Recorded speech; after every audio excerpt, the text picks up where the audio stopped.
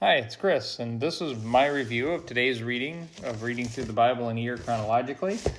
Today we read Jeremiah 19 and 20 and Daniel 1.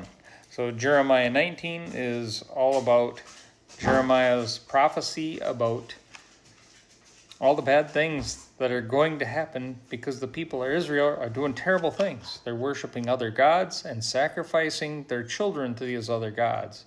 And it's a horrendous thing to do.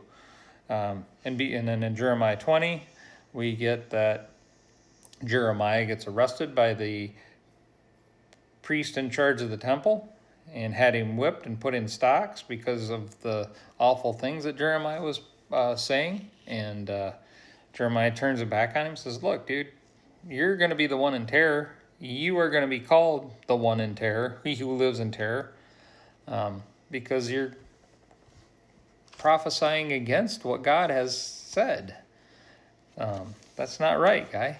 And then from there, Jeremiah laments and all the troubles that he's getting because of his prophesying. He says, "Boy, this is tough. I don't like it.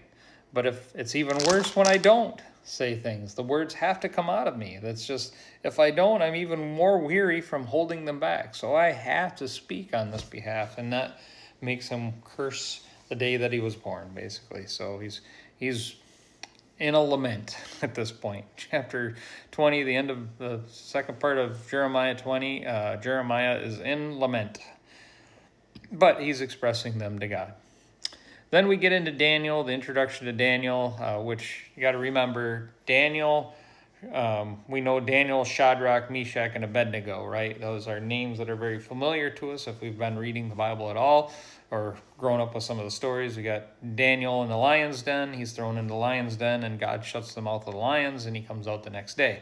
We've got Shadrach, Meshach, and Abednego are thrown into the fiery furnace, and when the king looks down and sees 4 of them walking around and calls them out, 3 come out, and none of them even smells like smoke, even though the people that stoked the fire up died in putting material into the fire.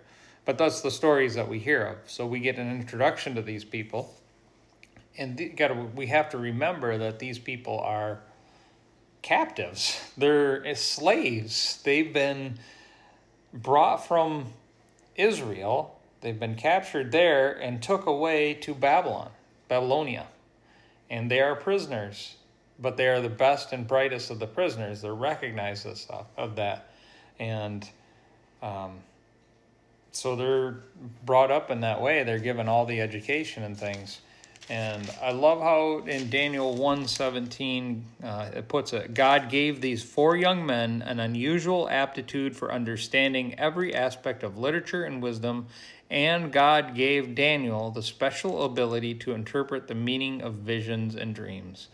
So the gifts that we have to recognize that they're God-given talents and gifts, right?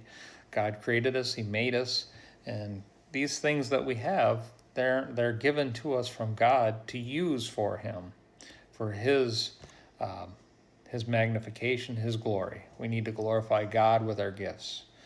That's the way I see it. So that's about as far as we get, is that they're well received, well liked. God blesses them in their time there, in their exile to Babylon. And the king recognizes the anointing that God has him. He doesn't necessarily recognize that it's an anointing from God, but he recognizes the gifts that God has given them and uses them as such. And it will glorify God, as we'll see. So that's my review of tonight's reading, and thanks.